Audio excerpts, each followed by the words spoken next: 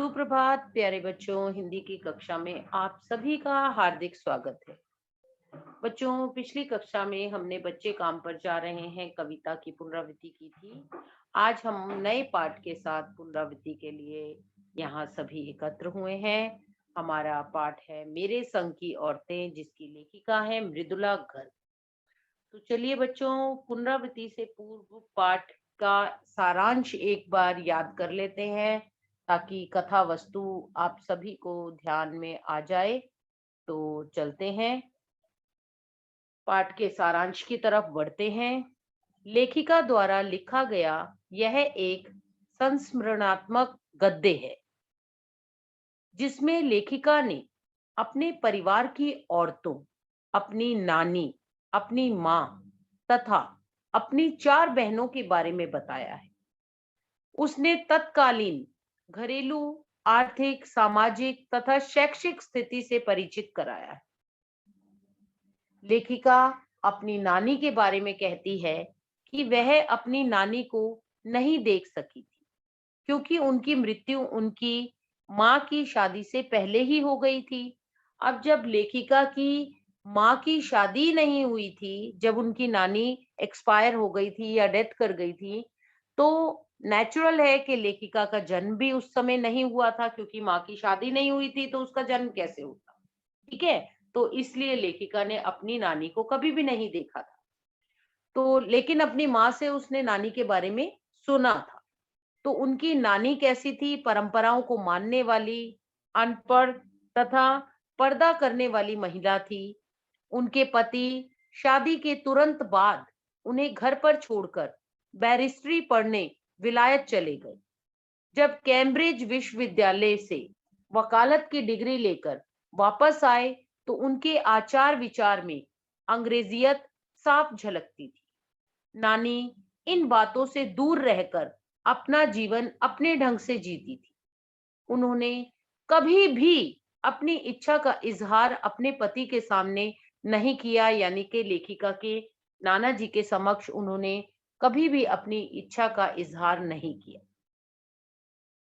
अपनी मृत्यु निकट जानकर जब नानी को ये पता चला कि उनकी मृत्यु होने वाली है, तो उन्होंने अपने पति के स्वतंत्रता सेनानी मित्र प्यारेलाल शर्मा को बुलवाकर कहा कि उनकी बेटी का रिश्ता अपने जैसे किसी स्वतंत्रता सेनानी के परिवार से करा दे।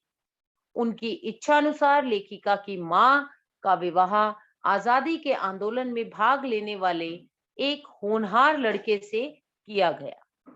तो यहाँ पर देखिए, नानी जो थी उन्होंने प्रत्यक्ष रूप से अपनी स्वतंत्रता संग्राम में कोई भी भागीदारी अदा नहीं की, परंतु अप्रत्यक्ष रूप से उन्होंने अपनी पुत्री का विवाह एक स्वतंत्रता सेनानी से कराकर अप्रत्यक्ष रूप से स्वतंत्रता संग्राम में अपनी भागीदारी अदा की। तो उनकी इच्छा के अनुसार लेखिका की मां का विवाह आजादी के आंदोलन में भाग लेने वाले एक होनहार लड़के से किया गया। इस कारण उन्हें सादा जीवन जीना पड़ा। किसे? लेखिका की मां। क्यों? क्योंकि उनका विवाह एक स्वतंत्रता सेनानी के साथ करवा दिया था नानी ने अपनी मृत्यु से पूर्व। तो वे रात में जागकर खादी की साड़ी बांधने का अभ्यास करती। कौन? लेखिका की मां। वैसे ही लेखिका की माँ जो थी बहुत ही कमजोर शरीर की थी, पतली सी कमर थी उनकी। वे घर में किताबें पढ़ती थी, साहित्य चर्चा करती थी, संगीत सुनती थी। एक तो उनकी माँ की विशेषता क्या थी कि एक तो उनकी माँ जो थी वो कभी भी झूठ नहीं बोलती थी। दूसरा, वो किसी की भी बात, किसी की भी गोपनीय बात को अपने तक ही सीमित रखती थी, किसी दूसरे को जाहिर नहीं करती थी। ऐसा होता है ना कई बार कि हम किसी से कहते हैं कि मेरी बात ये मैं आपसे कर रही हूँ, आप आगे मत करना, और वो व्यक्ति आगे जब बात कर देता है तो हमारा ट्रस्ट टूट जाता है, हमारा विश्वास टूट जाता है। परंतु लेखिका की माँ जो थी वो विश्वास की पात्र थी। यदि वह उनसे कोई गोपनीय बात करता था तो वो उसको किसी और को उस बात का इजहार नहीं करती थी, बताती नहीं थी। इस कारण उनका घर और बाहर दोनों ही जगह मान सम्मान होता था। किसका? लेखिका की माँ का। तो आपको लेखिका की नानी के बारे में पता चला कि वे जो थी अनपढ़ थी, ठीक है, पर्दानशी थी, पति के सामने बोलती नहीं थी, अपनी कोई भी बात को इजहार नहीं करती थी।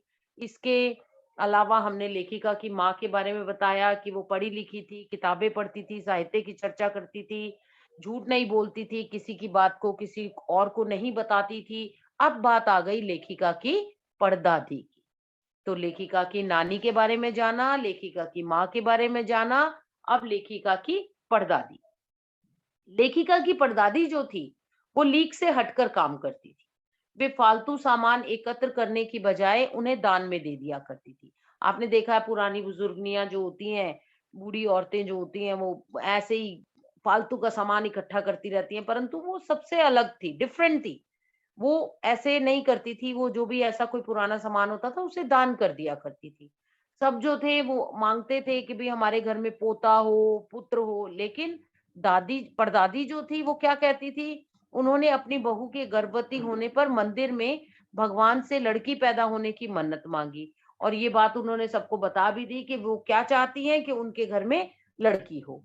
ठीक है। और उनकी बार बार की मन्नत से भगवान ने अफरा तफरी में आकर क्या किया कि एक के बाद एक, एक के बाद एक, एक के बाद एक, इस प्रकार से लेखिका जो है वो 5 बहनें, यानी कि लेखिका और उसकी 4 बहनें, लेखिका समेत 5 कन्याएं जो थी, ईश्वर ने दादी की मन्नत सुनकर उनके घर में 5-5 कन्याएं भेज दी और एक पुत्र भी भेज दिया। ठीक है। यानी कि लेखिका जो थी वो 5 बहनें थी, और लेखिका समेत 5, लेखिका की माताजी के 5 कन्याएं थी और एक पुत्र था। अब बात आती है उनकी परदादी के आचार विचार की। ये तो मैंने बता दिया, लीक से हटकर थी। अब एक और बात उनके बारे में जो यहाँ बताई गई है, वो यह बताई गई है कि एक बार हवेली यानी कि उनका जो घर था, उसमें सारे जो जेंट्स थे, मर्द जो थे, वो बारात में गए हुए थे, और औरतें जो थी वो रत जगा कर रही थी। रत जगा क्या होता है? रत मतलब रात, जगा मतलब जागरण। तो रात को जाग रही थी सारी की सारी। तभी एक चोर उनके दादी जो परदादी थी उनके कमरे में घुस आया, जिससे जिस कमरे में परदादी जो थी सो रही थी उस कमरे में कुछ आहट होते ही परदादी की भी आंख खुल गई। चोर भी डर गया। तभी परदादी ने चोर से पानी लाने को कहा कि ला भाई पानी पिला दे। पानी लाते समय चोर को पकड़ लिया गया और उनके सामने लाया गया। उन्होंने पानी पिया और आधा पानी जो है वो चोर को दे दिया, और उसे क्या कहा कि उसे कहा कि ले भाई तू पी ले। उसने पानी पी लिया। उसने कहा अब तो तूने मेरा पानी पी लिया है, मेरा जूठा पानी पी लिया है, अब तो तू मेरा बेटा बन गया। ठीक है। और अब अपनी माँ की बात मान और चोरी छोड़ दे, खेती कर और अच्छी जिंदगी बसर कर। उनकी सलाह मानकर चोर ने चोरी करना छोड़ दिया और खेती करना शुरू कर दिया। ठीक है। तो कितनी अच्छी बात है कि परदादी ने कैसे एक तरीके से एक गलत व्यक्ति को भी सही राह पर ला दिया। अब आगे चलते हैं। 15 अगस्त 1947 को देश में जब आजादी का जश्न मनाया जा रहा था, तब लेखिका को टाइफाइड बुखार था। डॉक्टर की सलाह के कारण वह बाहर ना जा सकी। उसके पिता ने उसे ब्रदर्स कारामजोब नामक उपन्यास दिया, जिसके कई अंशों को लेखिका ने बार बार पढ़ा। लेखिका अपनी नानी, माँ और परदादी के बारे में बताने के बाद अपनी बहनों के बारे में भी बताती है। वह क्या कहती है कि उसकी सबसे बड़ी बहन, इसका मैंने आपको माइंड मैप भी बनवाया हुआ है, सबसे बड़ी बहन जो है लेखिका की वो मंजुल थी, जिसका घर का नाम था रानी। उसने शादी के बाद जो है अपना नाम मंजुल भगत कर लिया, और मंजुल भगत के नाम से वह लेखन कार्य करने लगी, लेखिका बन गई। तो लेखिका की सबसे बड़ी बहन का नाम है मंजुला गर्ग, सॉरी मंजुल भगत, और वह जो है वो लेखिका बन गई। दूसरे नंबर की बहन ने शादी के बाद मृदुला गर्ग नाम से लिखना शुरू कर दिया। ठीक है। दूसरी है मृदुला गर्ग। इसके बाद की 2 बहनें रेणु और चित्रा। ठीक है। यानी कि सबसे बड़ी कौन सी थी? मंजुल। दूसरी मृदुला। तीसरी जो थी वो 2 बहनें और थी। ठीक है। एक हो गई चित्रा और एक हो गई रेणु। तो और लेखिका खुद तो थी। ठीक है। तो सबसे छोटी बहन अचला अंग्रेजी में लिखने लगी। तथा छोटा भाई जो था राजीव हिंदी में लिखने लगा। उनकी तीसरी बहन रेणु जो थी बीए नहीं करना चाहती थी, पढ़ाई में उसका इंटरेस्ट नहीं था। परंतु पिताजी जो थे और घर वालों का मन रखने के लिए उसने किसी तरह से बीए कर लिया। उनकी बहन रेणु जो थी स्वयं कम, दूसरों को ज्यादा पढ़ाती थी। उसके अपने अंक कम आते थे, किंतु उससे पढ़ने वाले बच्चे जो थे उनके अंक ज्यादा आ जाते थे। वह दृढ़ निश्चयी थी। उसने अपनी पसंद के लड़के से भी शादी की।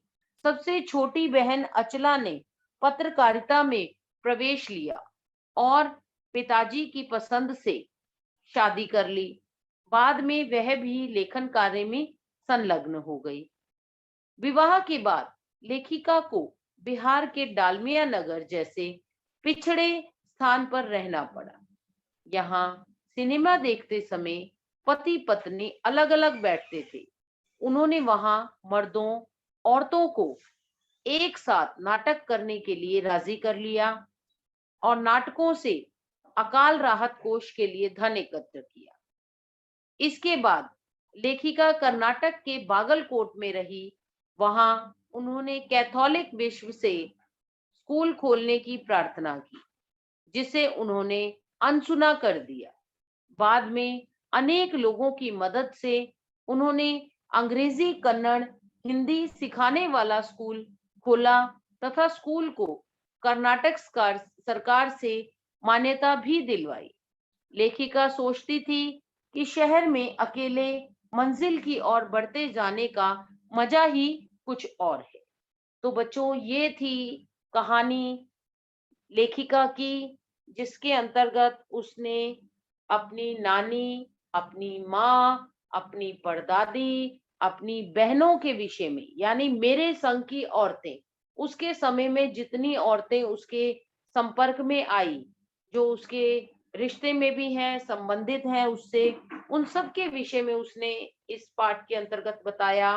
आशा है पाठ की पुनरावृत्ति के अंतर्गत आप पाठ को आपको पाठ की कथा वस्तु ध्यान में आ गई होगी। अब मैं आपसे यही उम्मीद करती हूँ कि आप इस पाठ की पुनरावृत्ति करें, इस पाठ को पढ़ें, अच्छे से इसका वाचन करें, इसमें आए एक एक शब्द को आप आत्मसात करें। और यदि आप कोई इसमें आपका कोई संशय हो, कोई आपकी समस्या हो, तो आप पूछ सकते हैं। तो अभी हमारा समय समाप्त हो रहा है, इसलिए आपसे अनुमति चाहूंगी। अगली कक्षा में आपसे पुनः भेंट करूंगी। तब तक के लिए अनुमति चाहती हूँ। धन्यवाद।